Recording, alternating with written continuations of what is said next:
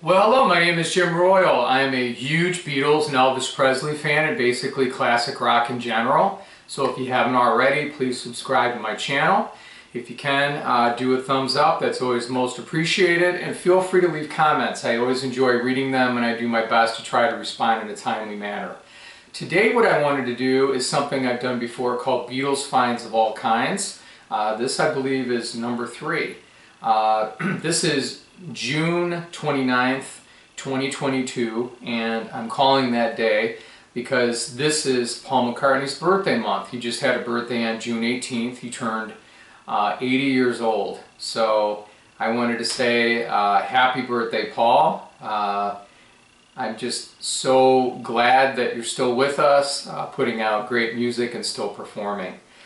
So with that, I'm going to show you 5 items today. One's going to be promotional material, the other is going to be a record, and then I'm going to show you 3 books. So let's start out with Paul McCartney, shall we? So this is promotional material for an album called Tug of War from Paul. This was originally released back in April of 1982. And what this particular item is, this is a flat. Okay, so a lot of times the record label for him or other artists, they would have reps that would come and either visit radio stations and or record stores, and they would give a promo to the record store or to the radio station, and they might drop off some material. Hey, put this on your wall, you know, let people know about it. Sometimes the rep would actually do it themselves, and I remember going into record stores and seeing stuff like this, which was really cool. So there might be posters that would come with it, and then flats. In this case, this is a flat. This is an actual, this looks like it's an exact replica of the album cover for him, for Tug of War. And this is from April of 1982. I really cannot believe that. So what people would do is they would maybe get 6 or 7 of these things, and they would, you know, put them like that or like this, and then they would cut out pictures or, you know, put the posters in back, and then maybe these up front, staple. So I scouted this out on eBay. It's one of my favorite solo Beatle records. I love this one, and I thought, let me see if I can find anything that I can get. So at least I got a flat, so I was pretty happy with that. Alright, why don't we show you next a record, and this one's kind of a rare record to me anyway.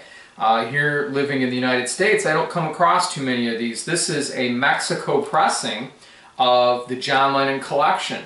Now this is an album that was, and this looks like it's from that period, another album from 1982 coincidentally. And this is a nice best of from John Lennon. It goes up through 1980. And it was Geffen Records, but here it is on a label here in Mexico. So I came across this in the wild. I paid $15 for it, and I thought that it was pretty cool. I wanted to show you. So check that out. Look at that. Isn't that cool? And then the back, and actually these pictures were taken the last day that John Lennon was alive. I believe he had just had a haircut, and so this is December 8th, 1980, these pictures. And then I'm going to show you the vinyl.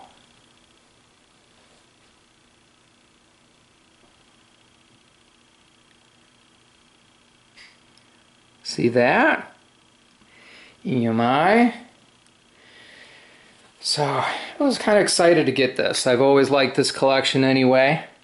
I got this on cassette for that Christmas. It was really exciting. It kind of got me into more of his solo stuff. And then the inside here, this is actually another picture here, and then this is actually in English. So these are just the normal English lyrics. Alright, so that's the second item. Now I'm going to go to a book corner and show you 3 books that I recommend. The first one is called The Beatles Recording Sessions, the official Abbey Road studio notes from 1962 through 1970. This is by Mark Lewison. Mark has done a lot of different things, you know, officially with the Beatles, and you know, for their music through the years. And apparently what he did is let's see, I'm going to read it to you.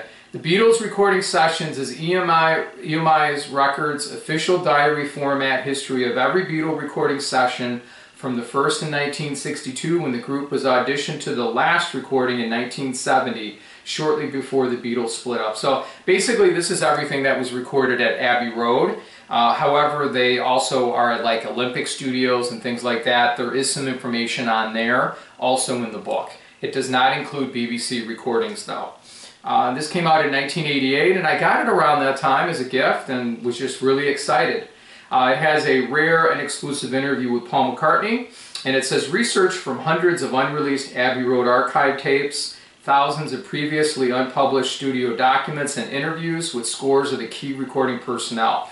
So this was about 20 years after, and most of these people were still alive, so it's kind of cool to look at. Has over 350 full color and black and white photographs and illustrations, including rare photos by Linda McCartney, and the first facsimile reproductions of Abbey Road recording sheets, tape boxes, album sleeve roughs, memos, contracts, press releases, and much more. So if you're someone that likes the evolution, you want to hear about the evolution of a song, and you're like, hey, you know, let's take a look at this. I'm going to give you an example here.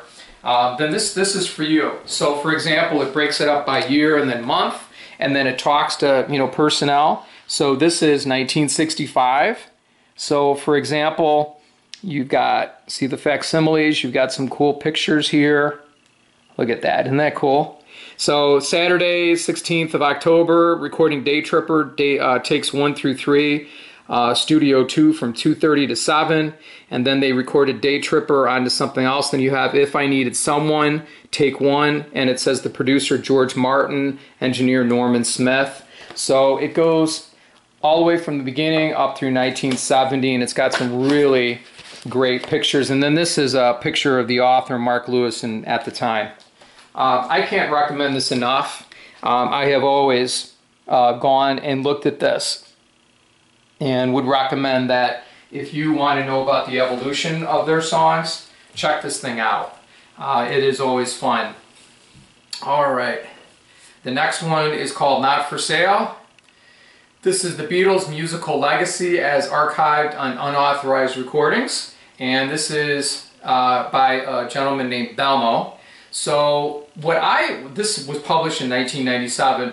So I was always intrigued, always fascinated. I would go to record stores and I would see things and I'm like, that doesn't look like an official record, you know, when I was starting out. And some of them looked pretty professional, you know, like Beatles sessions. It looked like a legit thing, you know. But I could usually tell. Well, anyway, this Belmo compiled information not only on the Beatles but also the solo Beatles, okay? And he's got, you know, studio tracks, and then he breaks it down into live stuff. And then, you know, like you can see Wings, you know, in 1972, he talks about if there was a recording of them in Europe when they were just starting out going to the universities. There's information on that too. And then you've got rare album covers, at some cases like something like that, see? Trying so you can read, you can see it better, but yeah. But anyway, it's a really fun book. I've had it about 25 years, and I've always enjoyed it. So it has all 4 Beatles on it. It's got George Harrison in 1974, some of his, you know, 74 live recordings. And then what I like about it is it'll talk about like the Ultimate Collection Volume 1 from the Beatles. It's on the Yellow Dog label, pretty popular.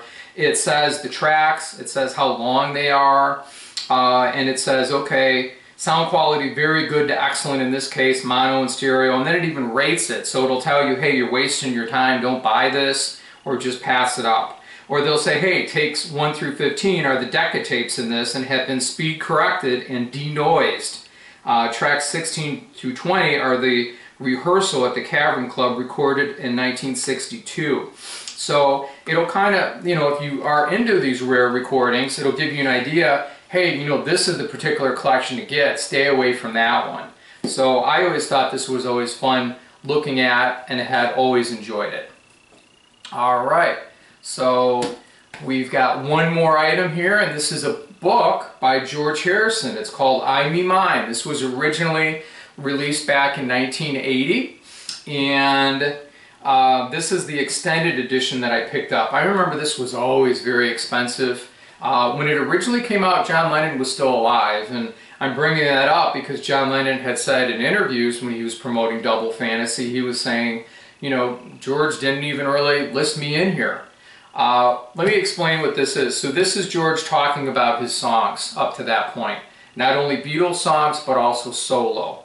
Okay? So what he'll have is he'll have a picture, maybe stationery, that he, you know, reproduction that he wrote lyrics on at the time. He'll tell you a little bit about it. So let me tell you about one. This is an expanded edition, because after he passed away, his wife put out more, you know, more songs in the book and found more lyrics and stuff and original things. So this first one here is Piggies. So I'm just going to show you this one. But anyway, this is him writing it out.